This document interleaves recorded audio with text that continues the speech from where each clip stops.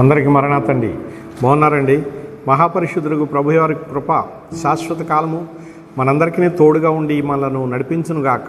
ఆమేన్. ప్రియమైన స్నేహితులారా, సర్వోన్నతులకు ప్రభు ప్రతిరోజు మనలను తలంచుకుంటూ ఉన్నారు, జ్ఞాపకం చేసుకుంటూ ఉన్నారు, ఆదుకుంటూ ఉన్నారు, ఆదరిస్తూ ఉన్నారు, ఆశ్రయమిస్తూ ఉన్నారు, నడిపిస్తూ ఉన్నారు. ప్రియ స్నేహితులారా, మీరు గమనిస్తున్నారా? గమనించండి, గ్రహించండి. ఆయన ఆత్మస్వరూపిగా మీకు అనుగ్రహించవలసిన ఉపకారాలు, మేళ్ళు సమస్తాన్ని అనుగ్రహించువారై ఉన్నారు. మనము దైవ గ్రంథములో నుండి మీకా గ్రంథము 7వ అధ్యాయము 8వ వచనమును చూసినట్లయితే, నేను అంధకారమందు కూర్చున్న ఎడల నాకు వెలుగుగా నుండును అని చెప్పి మీకా గారు మరి దేవుని యొక్క మహాకృప చేత మాట్లాడుచు ఉన్నారు. అంధకారములో కూర్చున్నట్లయినా దేవుడు తన సన్నిధి కాంతిని అక్కడ ప్రసరింపజేసేవారై ఉన్నారు.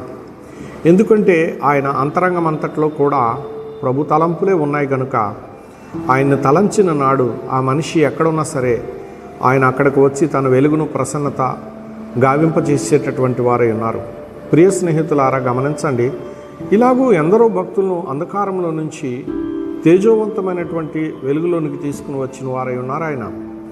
దానియేలు గారు మరి నిరంతర సన్నిధి చేసేటటువంటి, అంటే ప్రార్థించేటటువంటి భక్తిపరుడై ఉన్నారు. ప్రియులారా, ఆ సమయంలో దుష్టులైన వారు చేసిన కార్యాలను బట్టి, పన్నాగాలను బట్టి ఆయన సింహాల బోలును పడవేయబడినప్పుడు అది అంధకారమే కదా, ఆ కష్టం, ఆ శ్రమ, ఆ ఇబ్బంది. అయితే ఆయన దగ్గరకు దేవుని సన్నిధి వెళ్ళింది. ప్రియులారా, దేవుని సన్నిధి అంటే ఆయన సన్నిధి కాంతి. ఆయన సన్నిధి కాంతి మరి రాత్రంతా కూడా ఆ భయంకరమైన క్రూర మృగాలకు మంచి మనస్సునిచ్చింది. అందువలన అవి ఆయనను చూస్తూ ఉండిపోయాయి, కానీ ఆయనకి ఏ విధమైన హాని చేయలేదు.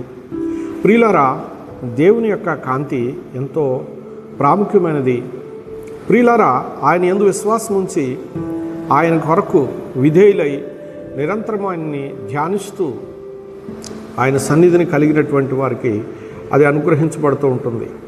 మోషే గారు, నీ సన్నిధి నాతో రాని ఎడల నేను వెళ్ళను అన్నారు.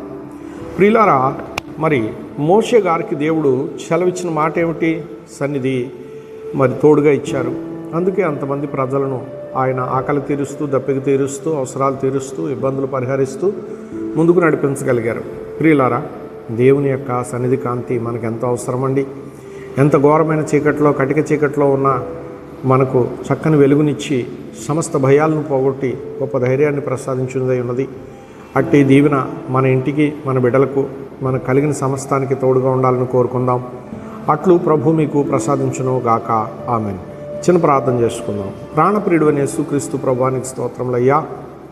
నీ సొత్తైన బిడ్డలు నీ తట్టు చూచుచూ ఉన్నారు గనుక తండ్రి, వారికి సహాయం చేయవారై ఉన్నారు మీరు గనుక ప్రభా, వారి అంతరంగం ఏమిటో మీకు తెలుసు గనుక ప్రభా, వారి అంతరంగంలో ఉన్న ఏ కోరిక ప్రభా తీర్చవలనో ఆ కోరికను తీర్చి ఆ ఇబ్బందిని జయించే శక్తిని వారికి ప్రసాదించి వారు బ్రతుకు వర్ధిల్లునట్లు నీ యథార్థమైనటువంటి ముఖకాంతి వారి యందు నిరంతరము నిలిచి ప్రకాశించినట్లు సహాయం అందించుమని యేసు ప్రభు పేరిట ప్రార్థించి వేడుకుని చేతికి అప్పగిస్తున్నాను పరమ తండ్రి. ఆమేన్. అందరికీ మరణ తండ్రి.